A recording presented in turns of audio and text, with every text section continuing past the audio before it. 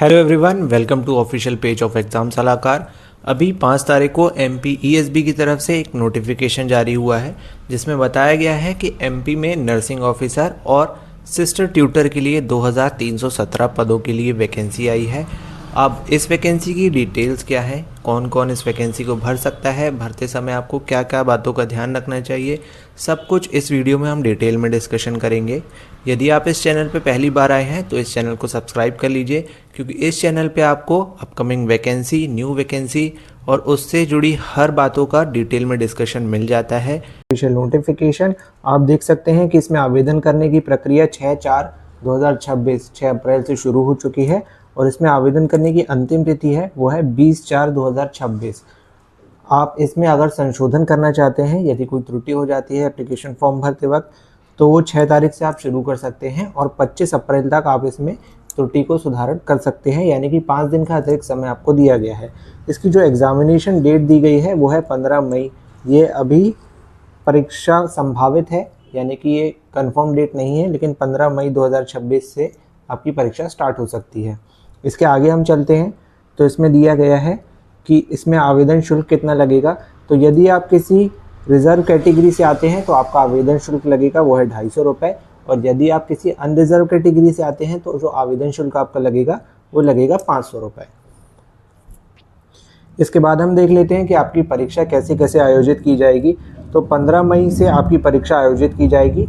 ये परीक्षा 2 पालियों में आयोजित की जाएगी, प्रथम पाली और द्वितीय पाली। पहली पाली जो आपकी शुरू होगी वो एग्जामिनेशन आपका शुरू होगा 10 बजे से 12 बजे तक के लिए 2 घंटे का समय दिया जाएगा, और दूसरी पाली का एग्जामिनेशन आपका शुरू होगा 3 बजे से 5 बजे तक, इसमें भी आपको 2 घंटे का समय दिया जाएगा। इसके बाद हम देख लेते हैं कि परीक्षा कैसे होगी, यानी कि आपके अंक किस तरीके से निर्धारित किए जाएंगे। तो नर्सिंग ऑफिसर एवं सिस्टर ट्यूटर के लिए एक प्रश्न, पहला प्रश्न पत्र आएगा वो 100 अंकों का आएगा, ठीक है। इसमें आपसे पूछा जाएगा सामान्य ज्ञान, सामान्य हिंदी, सामान्य अंग्रेजी, सामान्य गणित एवं विज्ञान, सामान्य अभिरुचि। इसके आपके 25 क्वेश्चन आएंगे और 75 क्वेश्चन आपके आएंगे वो हैं संबंधित विषय पर आधारित प्रश्न आएंगे। कि इस वैकेंसी के लिए क्या एजुकेशन क्वालिफिकेशन मांगी गई है, तो सबसे पहले हम देख लेते हैं नर्सिंग ऑफिसर के लिए क्या क्वालिफिकेशन मांगी गई है। इसके लिए आपके पास 12th होना चाहिए BCP से, यानी कि फिजिक्स, केमिस्ट्री और बायोलॉजी से आपका 12th होना चाहिए। इसी के साथ 4 वर्ष का BSc होना चाहिए इन नर्सिंग, और या अथवा पोस्ट बेसिक BSc नर्सिंग पाठ्यक्रम में 45% अंक आपके होने चाहिए। यदि आप किसी रिजर्व कैटेगरी से आते हैं तो आपको 5% अंकों की छूट दी जाती है, तो यानी कि 40% अंक भी होंगे आपके, तो आप इसके लिए एलिजिबल हैं। अभ्यर्थी मध्य प्रदेश के नर्सेस रजिस्ट्रेशन काउंसिल में जीवित पंजीयन होना चाहिए। इसी के साथ ये वाली अर्हता भी कंपलसरी है, ये अभ्यर्थी के पास होना चाहिए। अब हम देख लेते हैं सिस्टर ट्यूटर के लिए क्या क्वालिफिकेशन आपके पास होनी चाहिए। तो अभ्यर्थी वही है, ये वाली तो सेम है, 12th होना चाहिए आपका PCB से, और इसके बाद जो नेक्स्ट क्वालिफिकेशन मांगी गई है वो आपके पास होना चाहिए BSc इन नर्सिंग उत्तीर्ण अथवा पोस्ट बेसिक BSc नर्सिंग उत्तीर्ण होना चाहिए, ठीक है। इसी के साथ आपके पास एक्सपीरियंस भी होना चाहिए, BSc nursing, PBBSc nursing with 1 year experience आपके पास होना चाहिए। क्राइटेरिया की अगर बात करें तो आपके लिए एज होनी चाहिए 18 से लेकर 40 वर्ष तक के बीच में।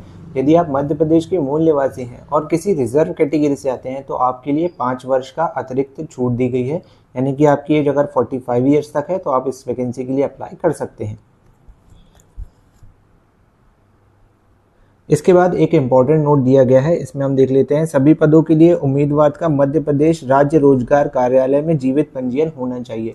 ये इम्पॉर्टेंट है, इसको आप नोट कर लेना, और एप्लीकेशन फॉर्म भरने से पहले अगर आपका जीवन पंजीयन ना हो रोजगार कार्यालय में तो वो उसको ज़रूर से करवा लेना। इस प्रकार की लिस्ट दी गई है नोटिफिकेशन में, एप्लीकेशन फॉर्म भरने से पहले इसको एक बार ज़रूर देख लेना, इसमें वैकेंसी की डिटेल्स दी गई है। इसके बाद ये सेम वही डिटेल है जो मैं आपको पहले बता चुका हूँ एग्ज़ाम के बारे में और इम्पोर्टेंट डेट्स के बारे में।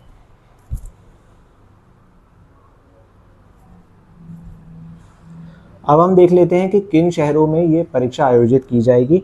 तो पहला है भोपाल, इंदौर, जबलपुर, खंडवा, नीमच, रतलाम, उज्जैन, सीधी, सतना, सागर और रीवा। इन परीक्षा शहरों में इन शहरों में ये परीक्षा आयोजित की जाएगी। टोटल 11 ऐसे शहर हैं जहां ये परीक्षा आयोजित की जाएगी। तो ये थी इस वैकेंसी की डिटेल इन्फॉर्मेशन। यदि आपको इस वैकेंसी का डिटेल नोटिफिकेशन चाहिए तो वो आपको एग्जाम सलाहकार के व्हाट्सएप चैनल पे मिल जाएगा, जिसका लिंक मैं डिस्क्रिप्शन में डाल दूंगा। आप वहाँ से जाके उसको भी फॉलो कर लीजिएगा। ऐसे ही रेगुलर अपडेट के लिए इस पेज को सब्सक्राइब कर लीजिए और जाने से पहले लाइक करना मत भूलिएगा।